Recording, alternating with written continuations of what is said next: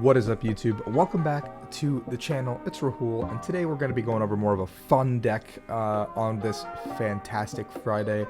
The week has gone on. I've been a little bit busy wrapping up my summer class. I have my final exam this weekend, so I've been a little bit out of the sorts, not streaming as much this week, mom's birthday, etc. Not excuses, I'm really sorry about that, but my early contender for the best deck in this format is Rapid Strike Urshifu paired with Inteleon, or Rapid Strike Urshifu paired with Galarian Moltres, which is the deck that I want to do a profile on sometime next week.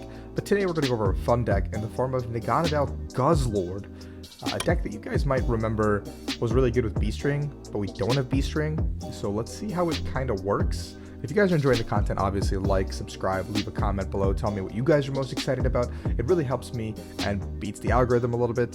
So let's jump into the deck profile without further ado, because this deck is kind of fun and I want to show it off. Now, this deck is centric around Naganadel and Guzzlord Tag Team GX, which has Violent Appetite as the ability. You're probably not using that ability very frequently, but it does have a Fairy type weakness, and that is a really good weakness to have right now because Fairy types are gone. Like, completely. There are no more Fairy types in the Pokemon TCG, and there are no Fairy types that are currently good either. You might be thinking, Rahul, Sylveon VMAX will be coming out soon. Yeah, it's a Fairy type, my guys. It's different. Yeah. But for the first attack, Jet Pierce for a Psychic, Dark, and Colorless does 180. Very weird assortment of energy typing, but that is how Dragon types have always worked, really. And then Chaotic Order GX for a Colorless, and if you have a Dark and a Psychic attached on top of that Colorless, you get to flip all your face cards up, and you get to take 2 prize cards on the spot. So it's just a free take 2. Pretty good, honestly. So we also play Galarian Moltres to accelerate the energy, because now we don't have Beast Ring anymore to accelerate energy. But we do get this guy to accelerate our dark energy, so pretty good. Also really good in the Shadow Rider matchup, so we can't really say much. 4 Jirachi because we need the engine to keep going. Marshadow because we need to have a way to, like, you know, bump path to the peak realistically, because that could suck for Dire Flame Wings, or we could use this to bump Swell because Viridian Forest is actually really important to our strategy. You know, we have 2 copies of Dedenne and 1 copy of Crobat to just kind of set up and get the ball rolling. And 1 copy of Eldegoss is also support. But here's where all the fun cards come in. We have 1 copy of Echoing Horn, so we can pick off the same thing twice if we need to. Yeah, it's just kind of funny. We play Great Catcher for the just grab things and kill it like super easily. Dedenne, for example. All these tag teams being played in Shadow Rider, like Trevnor, also free bait, honestly. We play 2 copies of Beast Ring. If you have exactly 6 prize cards remaining and your opponent's active GX or EX is knocked out, take 1 extra prize card. Now, there's a lot of V Pokemon in the game, which makes this a little bit harder to pull off. So this deck is obviously not a competitive deck by any means. It's more of a fun meme deck that when it works, it works. So we're going to be looking to take out those Dedennes pretty early, and we're going to be like trying to knock out an ADP GX maybe and take 4 prizes as opposed to the 3 traditionally. And then we just Chaotic Order to end the game is kind of the game plan. Or we just take 3 prizes on a Dedenne with Beast Bringer, Chaotic Order, and then find our last prize somewhere. Something like that. That's the strategy. We have 4 copies of E-Switch just so we can move the energies around, because this is primarily our energy accelerator, so we need to be able to move the energies off of this onto NagGuzz to use either Chaotic Order or Jet Pierce on turn 2, maybe turn 3. 4 Quick Ball, best search card in the game, 4 Scoop Up Nets and 4 Switch, or 3 Scoop Up Net, 4 Switch, sorry. You could also make it 4 Scoop Up Net and cut a Big Charm, but I just have Big Charms in here because I want to boost up the HP of NagGuzz after we use our initial ones with the Beast Ring, or Beast Bringer, sorry. Once Beast Bringer is gone, then we really want to keep our guys beefy, and Violent Appetite is also an easy way to heal up, even though we don't play that many Pokemon. It's a good card. It just kind of gets past like the threshold of like Eternatus, for example, which is probably our worst matchup on paper. 3 Viridians because we do want to keep discarding stuff, putting it into our discard and play out of the discard with Galarian Moltres. Really, really good card. 3 Boss, 3 Marnie, 4 Research. Very stable. Like I said, supporter package. In most videos, like I've mentioned it, you can't go wrong with this supporter package in some capacity. 4 Marnie, 3 Research, 2 Marnie, 3 Research, like whatever. You know, like this package is going to be probably our best package until the end of Standard or until one of these cards rotates out, which they will all go hand in hand more than likely. Then we have 8 Dark and 4 Psychic. We obviously don't need as many Psychic because we have Viridian to find it, and we also have Dire Flame Wings as the way to accelerate it. So without any other like hop up with the deck, let's get into some games. Okay, our first game here against Me72, like the Mii's from Miitopia. No, it's like the Wii game. Okay, whatever. Fire type deck, probably. Again, deck boxes don't mean anything. They are going first, so we could try to do something on turn 1. Our hand is not ideal here. We're going to open NagGuzz. They have no clue what we're playing. We could also open Moltres because it's like a sense of security that they might not have. So we're up against Rapid Strike or Shifu, I think. So we're hoping to kind of play a Dedenne down for us early. Because if not... Okay, never mind. It's Rapid Strike Malamar, which is probably pretty bad for us also. So they play an Oricorio down. That's pretty good for us. If not, we're in a little bit of trouble. I'm not knocking this realm right now anytime soon. I don't know why he attached the Lucky Egg here. He's just hoping. My hand is not good, my guy. I'm really sorry. So in this matchup specifically, we don't have to actually go Beast Bringer to try to get a knockout or anything, because I don't think he's going to put the Oricorio down until we get a knockout. That's pretty good. So we don't have to even put the Beast Bringer down, I think. We can just go ahead and research and try to get the Chaotic Order off on turn 3, probably. Because if we get the Chaotic Order off, we're just up 2 prize cards, and then we can start playing the game the way we want to play the game. This is good. This is good. We can accelerate here. We have the Eldegoss for a follow-up supporter. I don't really need to play any other cards for my hand. We can go ahead and pass, because I don't think he's going to be pivoting this thing anytime soon. Because if he could have, he would have probably done it last turn. He has 2 cards in hand. No supporter played, indicating he either has an Octillery in hand, maybe a supporter. Either way, I don't think I'm going to get knocked out this turn, so we're going to go ahead and pass. If he drops the Oricorio this turn, then maybe we can go for a Beast Bringer play on it with Jet Pierce. But I highly doubt that he would drop it until he needs it, unless he was going to discard it in a hand like that. But this deck usually doesn't play Sycamore, I believe. It probably plays like Krina's Focus and Heavy Bruno to kind of just like set up more than anything. He's not knocking us out. He has a 2-card hand. Unless he did Denne's, or he's just going to go ahead and Rapid Strike Tentacles. Oh, he's going to Rapid Strike Search for a card first, obviously. Sorry, my bad. I apologize for the order of things. I mean, we could just knock this active out too. Because he's going to put his hand down to 1 again. Ideally, if we find a boss, I think we knock this out, but he has a Lucky Egg on it. So it's not like super perfect for us. We're going to go ahead and Violent Appetite this Eldegoss. Because I can, realistically. This now is useless to us. We probably got a second NagGuzz to just start setting it up potentially. And let's Dedenne. Yeah, okay. Viridian is a hit. That's good. Research is good as well. Let's start looking at what we need to do. Quick Ball this. Everything else here sucks. I don't really want to do anything. I kind of want cards for Violent Appetite, so I don't want to grab anything else. Can I just Violent Appetite again? No, I can't, right? Yeah. It's only once per turn. So we can go ahead and do this. Grab the Dark. Worst case, I know it's getting accelerated, so I want to have that in the discard. Wow, we drew into a lot of energies. I didn't find an E-Switch by any means, but I can just accelerate to Moltres. I can switch and knock it out with Moltres, which is not, again, the gameplay doesn't have to be as linear as we lined it out to be, but again, Aura Burn on turn 2 is almost certainly a possibility with this kind of a deck. Because of the Dire Flame Wings ability. So if you have Moltres into play, it's just very easy to get the ball rolling, more than likely. The card is just good overall, for situations like this, for situations where we're up against Shadow Rider. Like if we're up against a Shadow Rider matchup right now, we'd probably be like losing our hand, to be honest. But in most situations, we'd probably be able to do a good number to them. So they do play 2 basic Psychic, probably. The deck usually doesn't play that many basic, so I did give them the Viridian to find the energy, but this Krina's Focus needs to be really good for them to knock us out. I think they need a full 5 Rapid Strike cards. So they could find Minchino or Chinchinos here and start setting up, but yeah. And then a concession, because our deck is just better. So let's go into a game 2 and see how the deck operates, and maybe we get something off cheeky here. Okay, second game here. My man is a man of culture. He's using Bidoof deck box and sleeves. I need to somehow set that to default. If anyone in the comments knows how to set like a certain deck box to default, like please let me know. That'd be awesome, because I don't know how to. This Charizard deck box has been my default for God knows how long. And I don't know how to change that. I don't know if I want that, to be honest. But this opening hand is absolutely bonkers. This is absolutely bonkers. We have the Quick Ball to put the energy into this card. We have a Viridian. We're probably going to just attach straight up to the NagGuzz because he's playing Shadow Rider Calyrex. Or, I mean, sorry, to the Moltres. Just because I don't want to have to deal with...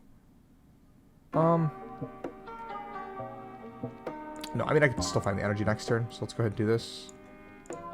Jirachi. Big Charm. We're going to Big Charm the Moltres, I think. Just make it a beefier guy. Specifically in this matchup, because if they can get the Moltres knocked out, it's a problem for us. We're going to Crobat in case they have Path to the Peak coming up. E-Switch is good. Scoop Up Net is good. I have basically an attack next turn if I want it. We're going to go ahead and pass. I don't get knocked out here by any means. He's probably going to go ahead and use Shadow Mist as his best attack. If we can, we want to drag this up. Next turn, hit into it, Beast Bringer, hit back into it, take 4 prizes, and then Chaotic Order. But in an ideal world, this matchup should just be good because we play 2 copies of Galarian Moltres. It's just a card that is insane to dealing with Shadow Rider matchups. So the moment he goes in, okay, this is even better. This is even better. He's probably going to Whorehouse us with this. So it's probably going to come up. So maybe I could have Scoop Up Netted to prevent this from happening to us. But I don't think it really matters. Oh, we have 4 items. Never mind. It does matter in our hand. It does matter a lot, actually. But also I could just... If he doesn't knock out Moltres, which I think he's going to try to look to do over the course of 2 turns, I can Echoing Horn Avery. Man, we are really not liking a turn of this right now. It's like the 3rd or 4th Avery I've seen in like recent history, actually. I can even just Dedenne this hand if he Whorehouse. No, I can't. Whorehouse means I can't play any cards. Huh, I'm trolling. Wow, what a beautiful card. I have this card IRL, actually. It's really nice.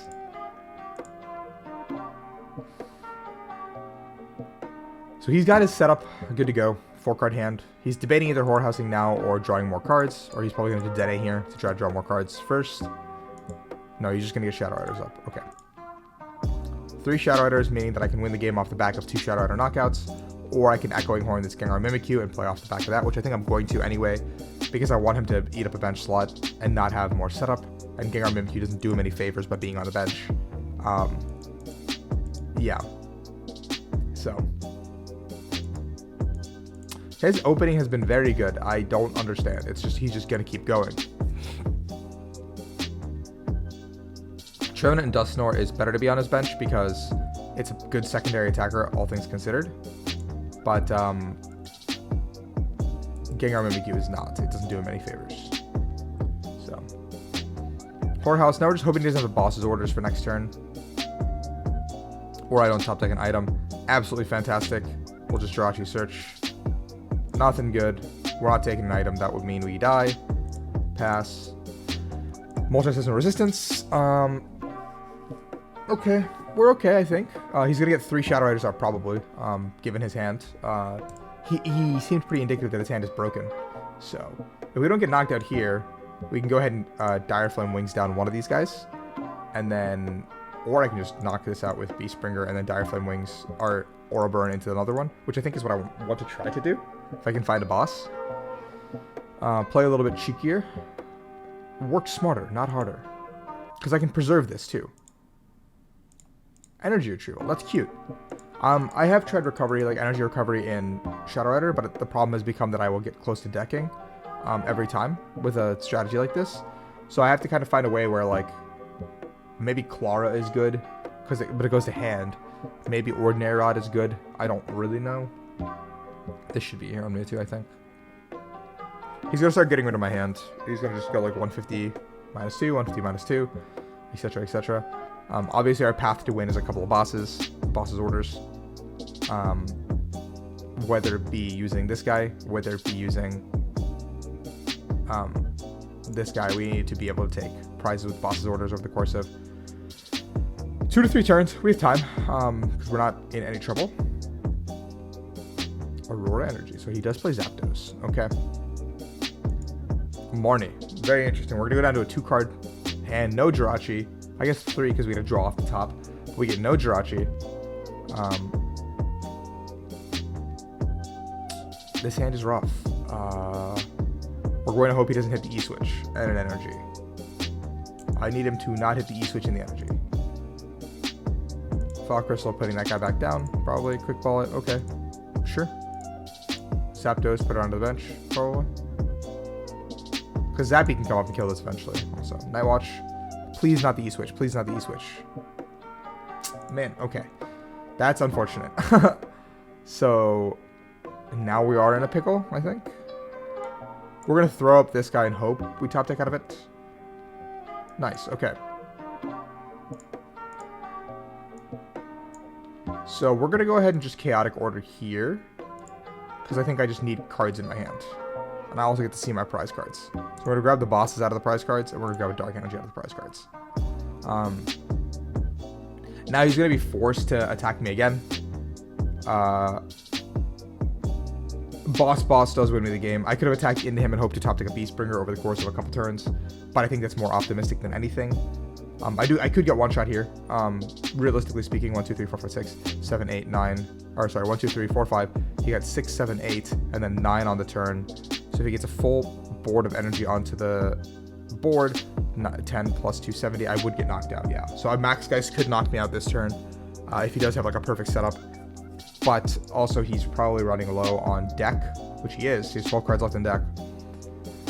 So I could win by deck out. He's down 2 Marnie, so the situation isn't that crazy. Yeah, but he's looking to Max Geist for this turn, I think. Yeah, I think Max Geist taking me and knocking me out here would probably be the end of the game for me. Because no matter which one of these two I push up, I can't do anything unless I top deck out of the situation. But I think he got to see me flip my prize cards face up and take them. So he probably knows my hand is not good. I don't really know how the interaction works on PTCGO with Chaotic Order. But I think in person, I got to watch my opponent flip their cards face up and take their prize cards that they wanted. So I would presume it's something very similar. 1, 2, 3, 4, 5, 6, 7, 8. So they're missing 1 energy. So either they have it and they're teasing me, or they're just gonna boss. Yeah. That's unfortunate. Okay. Night Watch again. Interesting. I personally probably would have just retreated and Max Geisted. Nice. Absolutely fantastic. We're gonna attach active Marnie. E-switches are live cards. Switch is a fine card. I can Dedenne also. Nice. This is good. This is very good for us, actually. We can actually play the game. We can just Dedenne here. Switch so we don't die, and then we get the retreat option if we need it. Dedenne. New Moltres.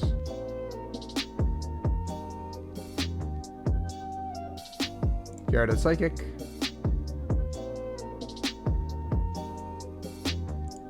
I kind of want to just go into this guy and draw more cards, but I don't know. Is there anything that like does something for me this turn? I mean, I didn't hit any darks off of any of those, which kind of sucks. We probably just got this anyway to have it on the board. And then we can go ahead and Jet Pierce, just setting up damage, I guess. I would have liked to accelerate an energy for sure. Because now this second Moltres doesn't matter either. We get one shot regardless from Max Geist over the course of 2 turns. But if we had found an energy, we could have put more pressure on. There's the energy he was looking for a couple turns ago. Underworld, 2 Underworld Dwarts. So the damage is at 310. So even if we take these 3 energies out, the damage would still be 220, which is enough to knock out a Moltres. Which is enough to knock out both my Moltres. So I need to set up a new NagGuzz, is the only thing I can do, really. He has so many energy on the board. Okay. Is there anything I can actually do to win this game? I mean, this guy goes down. I need to set up a new one, I think. And if, even then, I don't knock this out. But if I come in and attack with this, I just get knocked back out. So I think this is GG. But we're going to try to figure out if I can do anything about it. He's already boss-proofed himself across the board as well. Good start. Research. Let's see some cards. Not ideal. Okay, I mean, we can get a knockout before he leaves. We can go out swinging, realistically speaking. Because we can Dire Flame Wings here. We can accelerate here. And we can E-switch from here to here. Switch this guy out. Let's go out with a bang. Put that Beast Bringer down. Get this guy down.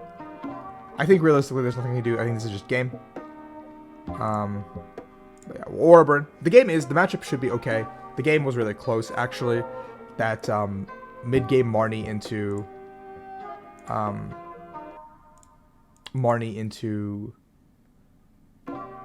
a Night Watch really hurt me. I think if I had just gone and used Jet Pierce as opposed to Chaotic Order that turn, I would have been in a better spot. Because even though I did get those 2 cards off my prizes, I didn't really do anything with them. Like, I didn't get to advance my board state whatsoever. Also, he just actually Poltergeist instead of Max Geist thing. That's very funny. Imagine if I didn't have items in my hand. That would have been hilarious. But that is 2 games. This is a very funny deck to try out. It's not very competitive, so I wouldn't recommend taking this to a tournament unless you, like, don't think you'll do well or want to have fun. But it's a deck that I've been enjoying playing on ladder a little bit. Chilling Rain has really changed the game. Made it a lot more fun to play. So, hope you guys enjoy it as much as I did. If you enjoy the content, obviously like, subscribe. You know the deal. Thank you so much, and I'll see you on Monday for another video.